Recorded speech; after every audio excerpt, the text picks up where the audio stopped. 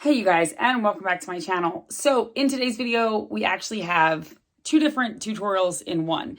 I started the tutorial with the idea of making a heart-shaped bed snuggle sack thing for the ferrets, which turned out amazing. Actually better than I thought. The problem is it wasn't quite big enough. As a result, I had to make a second one that was big enough. So I kind of just put everything in one video because the first bed is a heart and the second one is a circle. Hope you enjoy this video, and I hope you have an amazing holiday. Hey you guys, and welcome back to my channel. So I apologize again for my voice, which sounds a little bit better than it did last week, but a week ago I sounded similar to this. I got a cold like 2.5 weeks ago, and my voice will not come all the way back. I don't know if that's because I talk a lot and I'm not giving it a chance to get better. I don't really know. But either way, it is driving me nuts. I will put a link to this. I have it on my website for free. You can download this or you can just draw a heart. I'm doing a half heart because it's a little easier to work with. So what I'm going to do first is I'm going to sit. This is going to be my back piece. So I'm going to set this aside. This is going to be my inside piece. What I want to do is I want to fold it in half so that right sides are facing together. Just like this. I'm going to put the straight edge along the closed edge or the folded edge of the fabric. So it opens like this.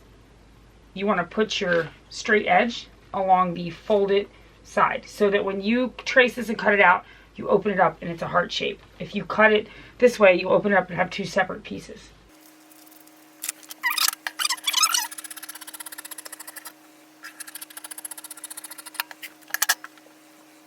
Alright, and then just fold that in half and set it aside. You're going to want to do the same thing with your other solid color piece. So you're going to fold it in half.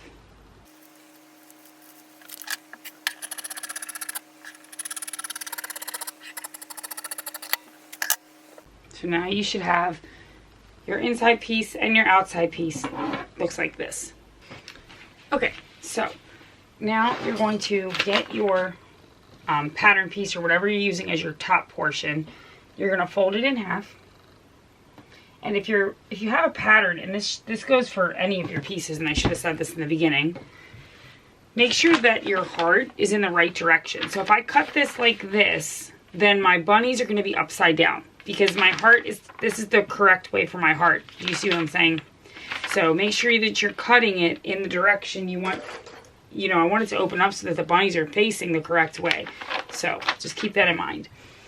Okay, so what I'm going to do for this is I am going to actually cut this so that I leave about 1 inch of extra room. And this will make sense in a second. So I'm just going to move this. I'm going to eye this, but really you could use a ruler. You want to leave enough room that you can fold your edges back, and you'll see why in a second. So for the template, you're going to have to kind of add in the lines where there isn't any. So like I said, I'm leaving this about 1 inch bigger, just on that edge. So you'll see, I'm just going to follow this along here like this. You can make the rest the size that it needs to be because you want it to line up with your pieces. The only thing bigger you want is just this straight edge. So I'm just moving the heart out about 1 inch, and then I'm just kind of making the lines like that. I'm extending the lines out using my eyes.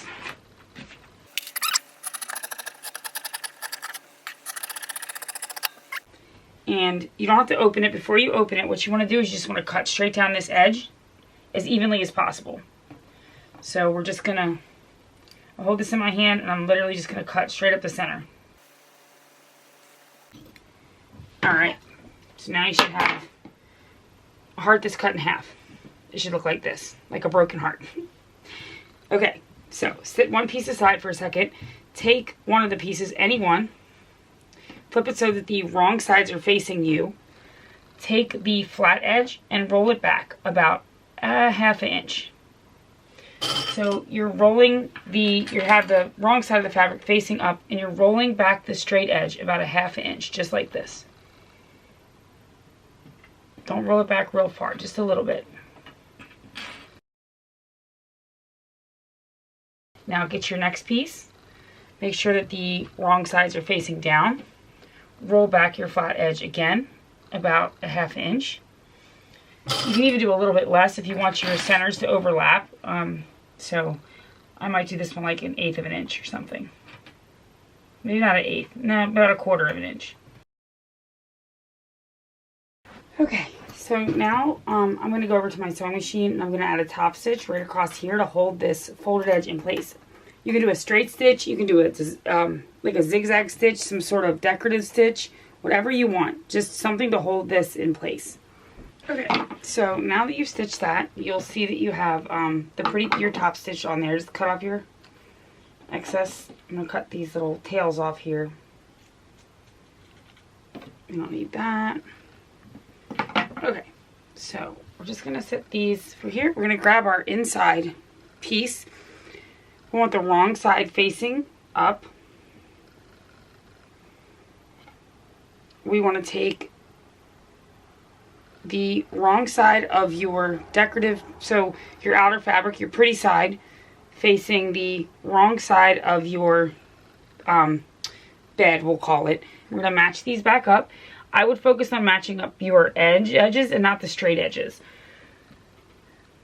And they may not match up perfectly. That's okay. We are going to, it's going to be off a little bit because of us cutting this one heart in half. So we'll straighten it all. It should all straighten up in the end. I'm just clipping the edges really quickly so I can hold them in place. We're going to do the same thing with this one. And that they should overlap a little bit, which is kind of what you want because that's, you want there to be an opening, but you want it to overlap so your pets can hide in it. See how that's overlapping? Now I might put this one, the one that centers up is the one that I'm going to, so see how this one overlaps and it's off center? I'm going to make this one be the one that touches the inside fleece, because when you go to open it, once you turn this right side out, it'll look more centered. So line up one of these so that it's in the center of the heart where it would normally be had you not cut it in half. So I'm just clipping these in place. Go over to your sewing machine and stitch all the way around this. Don't stitch the center or anything, but just stitch all the way around the entire perimeter of the heart. Okay, so when you're done, you should have something that looks like this. Now, what I would recommend is just, if you can, just put little tiny cuts along the side of your, where it curves.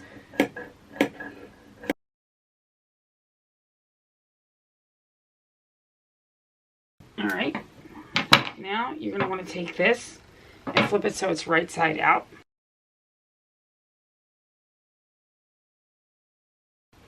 Now get your back piece, put it right sides together like this, right over top. It's going to be a little bit bigger, if you notice, than this because you've stitched this now. So that's okay. It's alright. Just cut it to the right size so that it fits. So that, it lines, just cut off that excess. The reason it's got excess is because we stitched it. So just make sure you line up your, the points of your heart with each other, with the points of the outer fabric. Clipping this in place.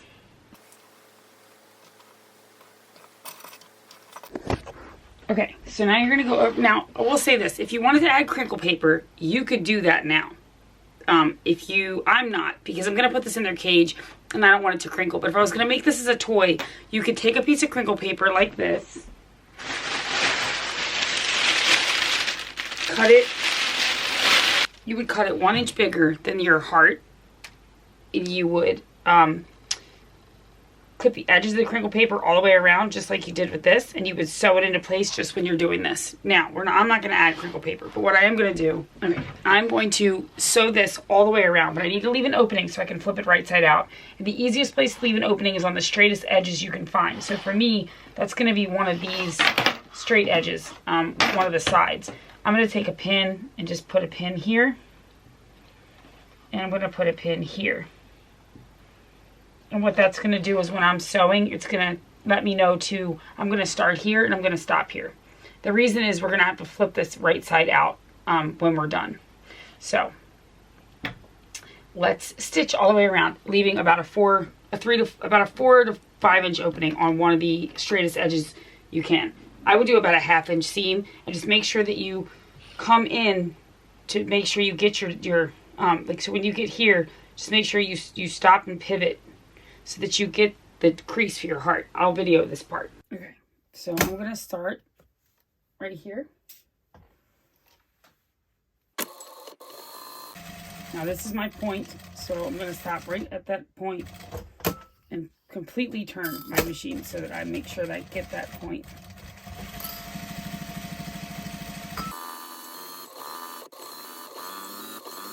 Alright, so here we're getting down to our dip, our point in the, we're going to go right to about here and make a sharp turn back.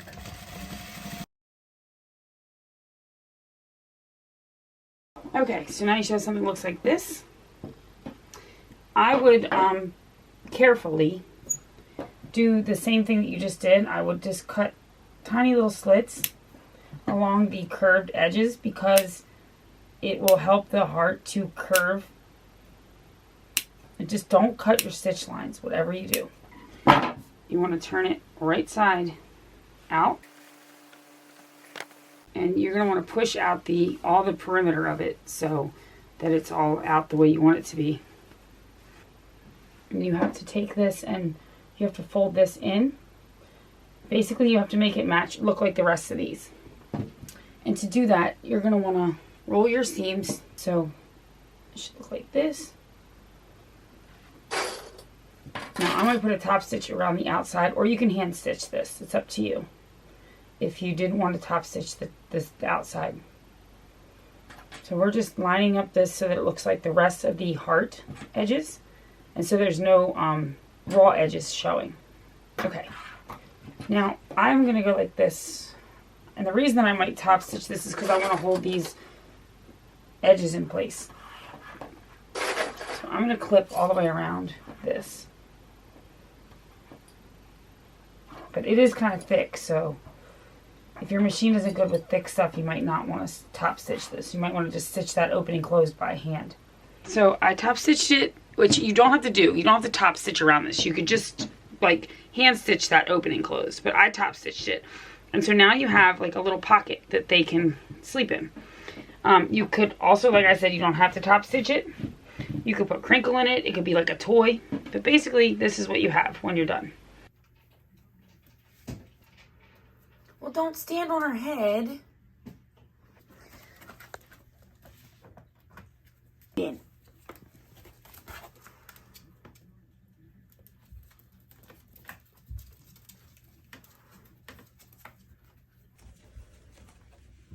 Mama didn't make it big enough. I'm sorry. I'll make a bigger one. I don't think it's gonna work. Okay, Mama failed. Mama needs a bigger one. I'll make a bigger one right now, okay? I'll make it bigger. I'm sorry. If you would scoot over, you could fit another one in there. It's not big enough. Mama needs a bigger one. Okay, you guys, so I gave the heart-shaped bed to the ferrets this morning to test out before I did their whole cage. And it went over really well, except only 2 of them fit, and they did not like that. So I had to go back to the drawing board. I could have made a bigger heart, but I thought it would be better just to make a bigger round bed with the same concept. So I also made this, and they can lay in it. It's really cute. So I'm going to cut out another piece of fabric. We're going to cut out a top piece, an inside piece, and a back piece. Okay, so we're going to make this bed, we're going to make this round. I might make this into a bed. So what I'm going to do first is I'm going to draw a square. That's how I'm going to get my circle. So we're going to do 22 inches by 22 inches.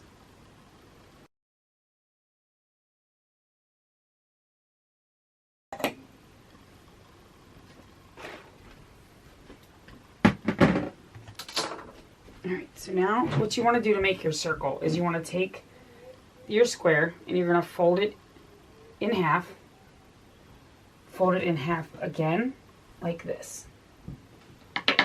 Okay, so now you have it folded in half. You're going to want to use the end that is folded.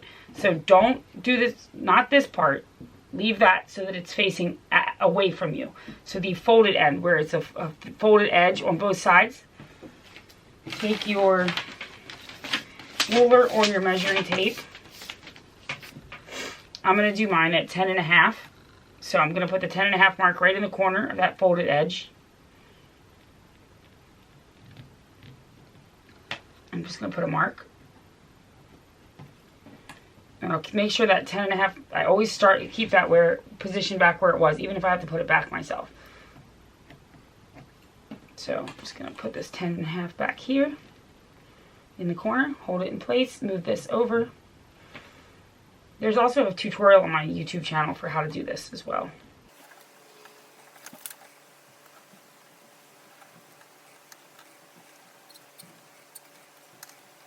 So once you have your dots, you want to just connect them like this. And then you're going to cut this out.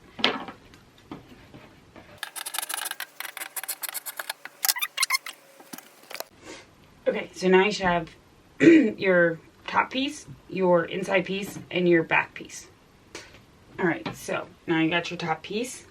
You're going to want to fold it in half. Mine's a directional fabric, so I'm going to fold it in half like this. And I want to fold it right sides together. And now we are going to cut it on the fold. So you should now have two pieces. So now what I've done is I've cut 2 strips of fleece that are, I don't know, I'm calling them accent. That are 2 inches wide, and they're a little bit longer than this, but you can trim it up at the end. So the length is, just make sure they're as long as this is your circle. So so I have them like, I got 2 inches. I'm going to do this. So you could take one of your pieces, it doesn't matter which one you start with, take the right side of the fleece and put it against the right side of your outer fabric. So right sides together. Match the raw edges up so that your strip is laying on top of your outer fabric, just like this. We're gonna make kind of like a binding for the opening. Now we're just gonna clip this in place. Okay, so you should have your strip like this, and this is the right side, and this is the right side. Now you're gonna go over to your sewing machine, and you're gonna stitch this in place. I recommend doing like a 1/2 inch seam. Okay, so now you should have something that looks like this once you get back from your sewing machine. Okay, it'll look like this. I'm gonna take this, it should look like this on the other side. So here's your seam. Now, I'm not doing this like a traditional binding, so I'm gonna do this a little bit differently. Some people are probably gonna scream when they see this, but it's okay. I'm gonna take, now I have the wrong sides facing me. This is the piece of binding that's left over that wasn't stitched in place. I'm just going to roll it over top of my seam. So just like this. And I'm just going to clip that in place. And I'm just putting it like this. I'm going to do this all the way down. And you can actually feel the seam that you created underneath of there. I did this on purpose because I wanted there to be a lip. And so, but I also wanted it to be pretty looking. Do what I wanted to do and make it look nicer. So now we have that all clipped in place, and when you turn it over and you look at the right side of the fabric, the side that will be showing, it looks like this now. Top stitch, a pretty decorative stitch down, but like I said, you could just do a straight stitch, a zigzag stitch, whatever you do, but you want to make sure that you hold this piece in place. Okay, so now you should have something that looks like this. I'm just going to cut off this so that it's rounded. So now grab your inside fleece. This is the fleece that will be on the inside. Your pets will lay on it. You're going to flip it so that the wrong side is facing up and the right side is facing down. Take your pieces, put these right sides, so the right side of your outer piece facing the wrong side of your inside piece. Line them up against the edges, clip it in place. Alright, take your other piece, do the same thing. And you kind of want these to overlap a little bit. Now, it will look like it's short here, but you're going to come in a 1/2 inch, so you won't, this will be fine. Now, sometimes what I will do is, I'm just going to take a pin and hold this in place. Alright, so now what you're going to do is sew all the way around this. Alright.